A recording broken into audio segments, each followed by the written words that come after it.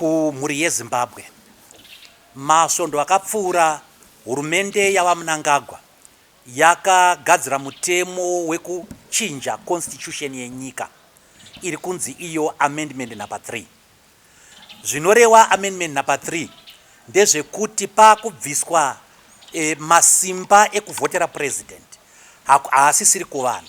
Vari kuti iwo president havachafaniri kuvhoterwa nevana veZimbabwe. Vana veZimbabwe havasisina simba rekuvhotera president. President anofanira kuvhoterwa chete neparliament. So muenzaniso kana tiri kunyanga north zvinoreva kuti nekuti nyanga ine constituencies maviri chete, nyanga north nenyanga south, vanhu vachavhotera president kunyanga yose madistrict maviri ndimaisanyatwe naSuperman Ndiwanzira chete ndo vanenge vovhotera president. Saka zviri kunzi vana veZimbabwe havachakwanisi kuvhotera president. Nyika ino hama dzangu yakafirwa yakarwirwa. Vana veZimbabwe vakaenda kuhondo vakashaika kunana Nyadzonya, Chimoyo, Dukwe Camp, Freedom Camp nedzimwe nzvimbo munyika muno. Vana veZimbabwe vakafa, ropa rakawanda rakadeuka.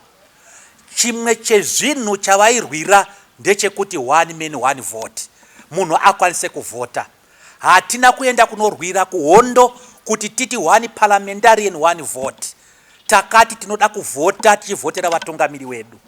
Saka mutemo uyu uri kubvisa kodzero yevana veZimbabwe kuvhotera president. Vari kuti munogona kuvhotera makansela, munogona kuvhotera maMP, munogona kuvhotera masenators, asi hamugone kuvhotera president.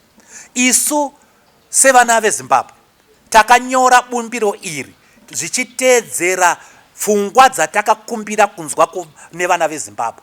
Vana veZimbabwe vakataura kuti president anofanira kutonga kwemakore 5. Kana akavhoterwa oenda zvemamwe makore 5, abva ipapo oenda kumba kwake. Takaisa inonzi term limit. Iko zvino zvakare amendment iyi iri kuti madzimambo nemasabhuku vakubvumirwa kuita nezvematongerwe enyika. Zvino isati ubvumirani nazvo, vana veZimbabwe vakanga vazviramba pabumbiro rakaitwa muna 2013 nokuti mambo nasabhuku vachatonga nyaya dzevanhu vanenge vachipokana mumana umo, vachatonga nyaya dzemunda, vachatonga nyaya dzemombe, vachatonga nyaya dzakawanda mumana mavo. Zvino vanozotonga sei daka rinenge riri pakati, gakava rinenge riri pakati pemwana weMDC nemwana weZanu PF, iye sabhuku ari weZanu PF. Saka tiri kuzviramba izvozvo. Hakuna sabhuku, hakuna mupurisa, hakuna muCIO, hakuna musoja anofanira kuwa nechekuita nezvematongerwe enyika. Nyaya dzematongerwe enyika inyaya dzevana veZimbabwe, inyaya dzemasivilian. Bumbiro redu raitaura iro zvakanaka kuti mauto edu anosungirwa kuti adifende constitution yedu, adifende bumbiro redu remutemo. Zvabviswa zvanzi mauto haasisina simba rekudifenda constitution yeZimbabwe.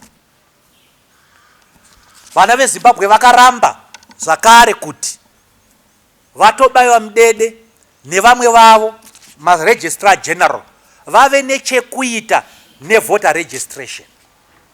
Iko zvino amendment iyi iri kudzosera zvakare kuti voter registration haichaitwe nemasangano akazvimiririra, yakuitwa naregistrar general.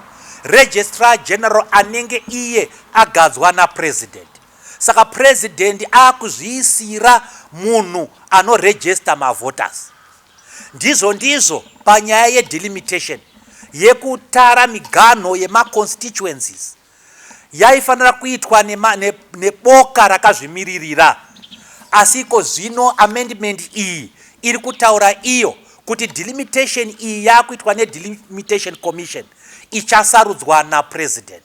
Saka munhu 1 ndiye achasarudza registrar general anoregister vanhu kuvhota. Ndiye achasarudzazve vanotara miganho yemaconstituencies.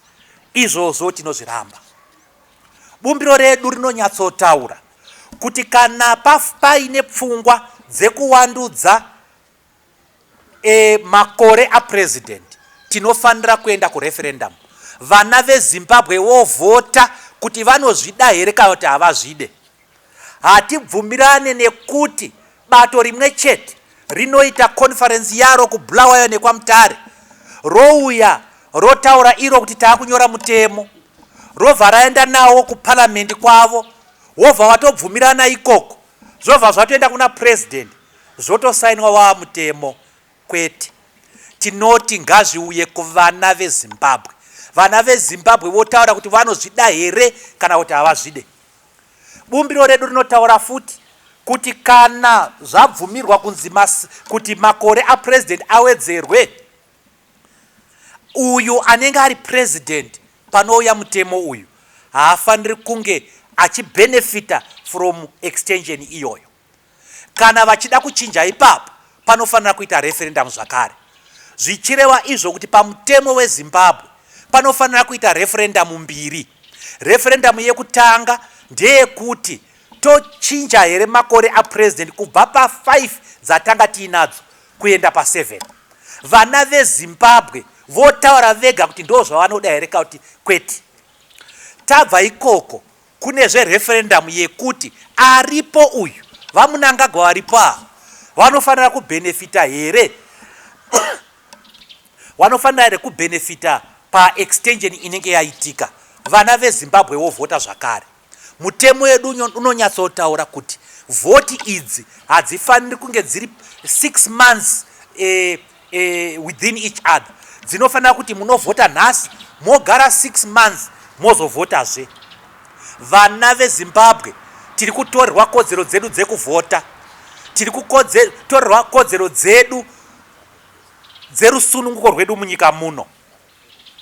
Tikatarisa makore apfuura aya, Smith chaiye akatipa referendum paPeace Commission kuma70 uko. Mugabe chaiye neudzvanyiriri hwake huya akatipa referendum ya2000. Mugabe futi akatipa referendum ya2013. Kova Munyangagwa vanotinyimirei referendum isu vana veZimbabwe. Kana ZANU PF ichifunga kuti ndo zvairi kuita ndo zvinoda vanhu, vanorambireka referendum. Mutemo waiswa uyu mutemo uri kubiridzira nyangwe nhengo dzeZANU PF dzacho. Nhengo dzeZANU PF padzakagara kwaMutare nekuBulawayo dzakati idzo dzinoda kuti president vapiwe 2 years dzekutonga. Havana kubvumirana kuti vasavhota. Havana kubvumirana kuti vana veZimbabwe vasavhotera president. Vanhu vacho veZANU PF ivava havana kumbobvumirana kuti kuvhotera president kwakuzoitwa neparliament. Tiri kuona kuti mutemo uyu uri kuda kugadzwa nechihurumende ichi nechiparliament ichi. Chiparliament cheCCC neZANU PF vabatana kuti vawandudze makore avo ekuti vange vari muparliament vasina kuvhoterwa. Isu patakavhotera vanhu, takavhotera vanhu kuti 5 years dzako woita zvatinoda, kana kuti ukatadza kuita zvatinoda tovhotazve after 5 years. Vakugovana kuparliament ikoko kuti iwe wochitawo 2 years istoitawo 2 years.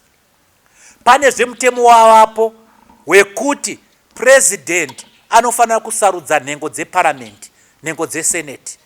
Ari kunzi anofanira kusarudza nhengo dzesenate dzinova 10. Basa rapresident harizi rekuvhota uchivhotera maMP. Zvazvinoreva ndezvekuti president anenge akuvhotera maMP ake 10 aanopidza ega nevhoti yake ibodzi iyoyo. Tiri kuzviramba izvozvo.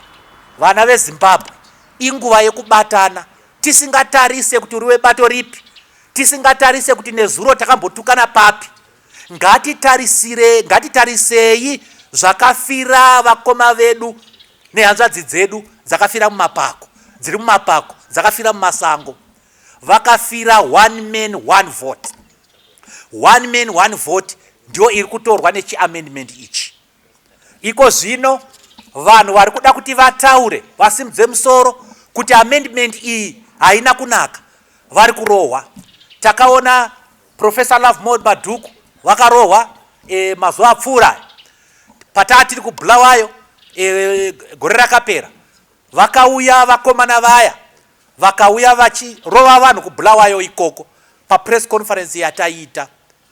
Musangano wataida kuita wemasangano akazvimiririra nemapolitical parties wakarambidzwa nepolisi. ZANU PF iri kukambena ichiti iyo inoda amendment 3 iri kubvumirwa. Mamwe mapolitical parties arikuda kutaurawo nezvazvo zviri kurambidzwa. Saka taane nyika yana dzwinya ndiri ngembune. Tiri kuzviramba izvozvo. Vana veZimbabwe takafanana. Ungawe uri weZANU PF, weCCC, weMDC, uri mwana weZimbabwe. Une kodzero yako yekuvhotera kana kusavhotera waunoda. Naizvozvo tinokumbirisa kuti vana veZimbabwe ngatiwirirane, ngatibatanei, tirwise mhuka yapinda munyika medu iyi. Toda kuti president wedu wavhoterwe nevanhu, wogara 5 years dzavo, wovhoterwa zvakare, woita 5 years dzavo, wobva waenda kumba. Mubumbiro medu wani takataura kuti president anenge abva anongoramba achihora mari yapresident. Saka chinenge chanetsa apa chii? Sebato renyu reMDC tiri kuda kuti zvikoro zvinge zviri pachena. Vana ngavaende kuchikoro mahara. KuZambia zviri kuitika uko. Vari kuma university nekuma colleges ngavapiwe rubatsiro nehurumende kuti vakwanise kuenda kuchikoro. Kune vachidiki tiri kuti ngavapiwe maloni asina mubhadharo kumberi kuti vatange mabusiness avo. Chatiri kungoda kune mima youth, tiri kungoda pfungwa yako chete yekuti ndafunga kuita business rakati. Toda Zimbabwe yekuti tese takaenzana. Unogona kunge uri murombo, unogona kunge uri chigananda, unofana kunge uine voti yako 1. Takafanana. Tiri kuda kuti kodzero dzevashandi wedu dzinge dziri dzinowandudzwa. Vashandi vedu vari kutambira mari iri pasi isina chainokwanisa kutenga. Tiri kuda kuti tibatane sekutaura kwataita kuti tidifende zvakarwirwa nyika ino kuti tiite 1 man 1 vote. Hatisi kuda kuti bumbiro redu rimbunyikidzwe kwete. Tiri kuda kuti pane nyaya dzematongerwo kana moyo wamera paZANU PF rega umere ipapo. Kana wako wamera paCCC ngaumere ipapo. Wako wamera paMDC ngaumere okomba ipapo. Ikodzero dzako semwana weZimbabwe. Kodzero idzi dziri kuda kumbunyikidzwa. Ngatibatanei tidzivirire zvakaipa zvakuda kuitika mumusha medu. Ndokutendai vana veZimbabwe.